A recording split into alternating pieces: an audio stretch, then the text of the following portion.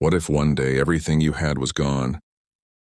When I was young, I believed life was easy. Why wouldn't I think that? My father had money, a lot of money, so I didn't have to worry. I didn't study hard, I didn't work. I had everything I wanted. If I saw a nice phone, I asked for it. My father bought it. If I wanted new shoes, he got me the best ones. I never heard no. Every morning I woke up late. My breakfast was served in bed. I watched TV for hours. Some days I went shopping with friends. We wore designer clothes, ate at the best restaurants, and drove expensive cars. We laughed, we played, and we never thought about tomorrow. People said, "You should plan for your future." I laughed and said, "Why? My life is perfect." One day my father called me. His face was different, serious, not smiling. He asked me to sit, and I did, still smiling. But he didn't smile back. "Son," he said, "we need to talk." "Sure, Father," I said, still thinking everything was normal. "You're not a child anymore," he said. "You need to think about your future." I laughed. "Why should I? I have everything." He shook his head. "No, you have everything because I work hard, but nothing lasts forever. One day things could change." I didn't believe him. I thought he was being dramatic. I went out with my friends that night, laughed, and spent more money and forgot all about his words. I woke up late like always. I got ready, sprayed on my favorite perfume, and walked downstairs. But something was different. My father was waiting for me. "Come with me," he said. No smile, no jokes, just a serious tone. We got into the car. I didn't know where we were going. He didn't say a word. We just drove. That morning the city looked different. I saw people walking fast. Some were cleaning the streets. Some were selling food on the side of the road. My father stopped the car in a place I had never seen. The buildings were old, the roads were dirty, and the people looked tired. He pointed at a man selling fruit. "Look at him," he said. "He wakes up before sunrise. He stands here all day. He works hard, not for fun, but to feed his family." Then we walked to a small shop.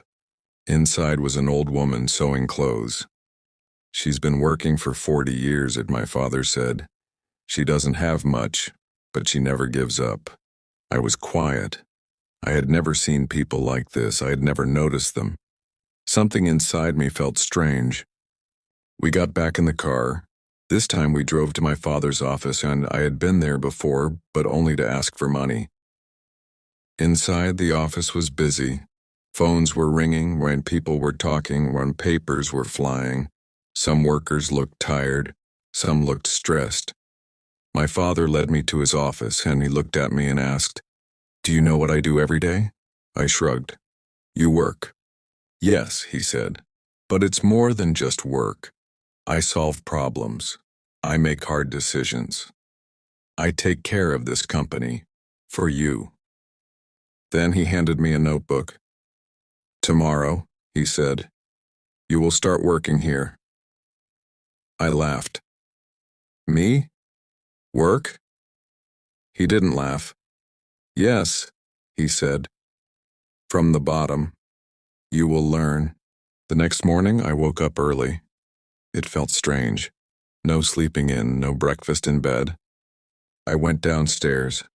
My father gave me a small lunch bag. "Can I eat at a restaurant?" I asked. He shook his head. "Workers bring their own lunch, and today you are a worker." We drove to the office. This time he didn't take me to his big office. Instead, he took me to a small room full of desks and computers. A man in glasses came over. "This is Mr. William," my father said, "and you'll work under him." Then he left.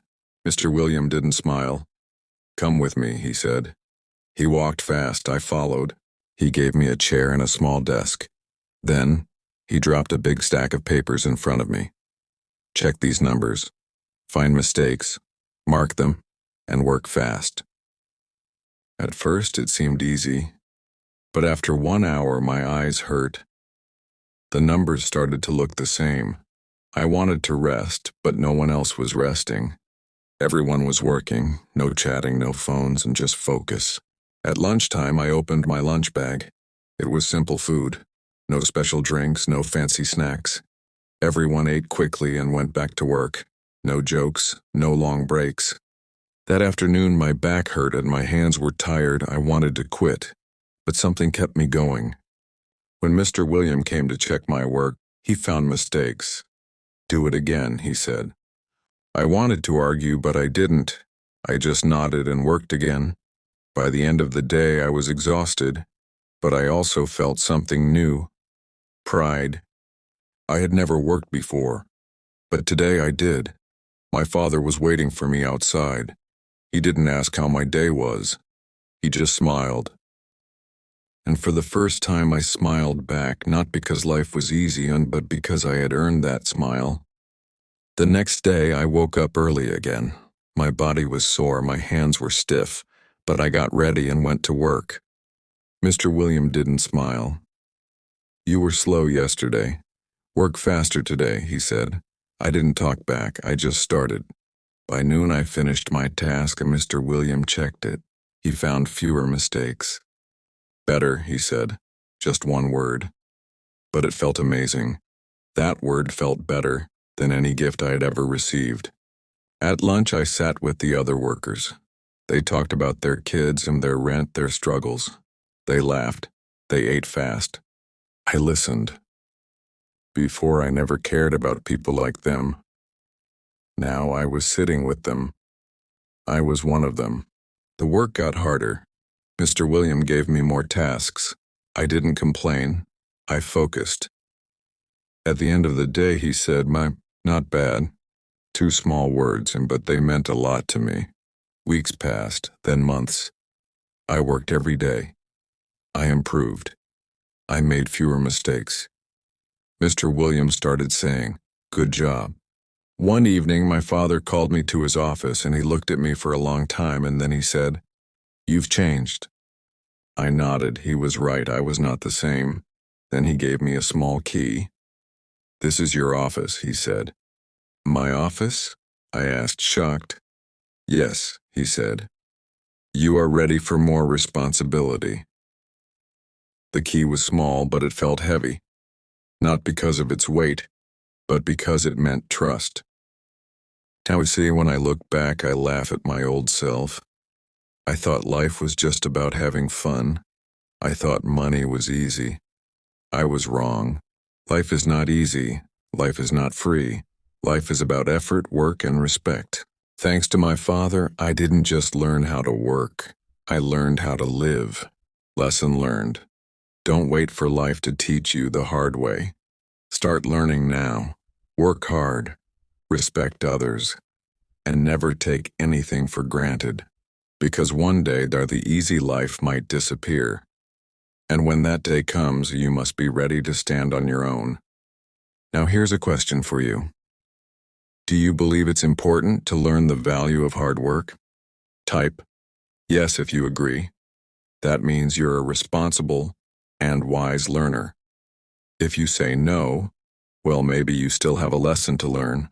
Leave your answer in the comments and let's see who's truly ready for the real world. Thanks for reading and listening. If you liked this story and want to improve your English with more life lessons, don't forget to like, subscribe, and turn on the bell for more.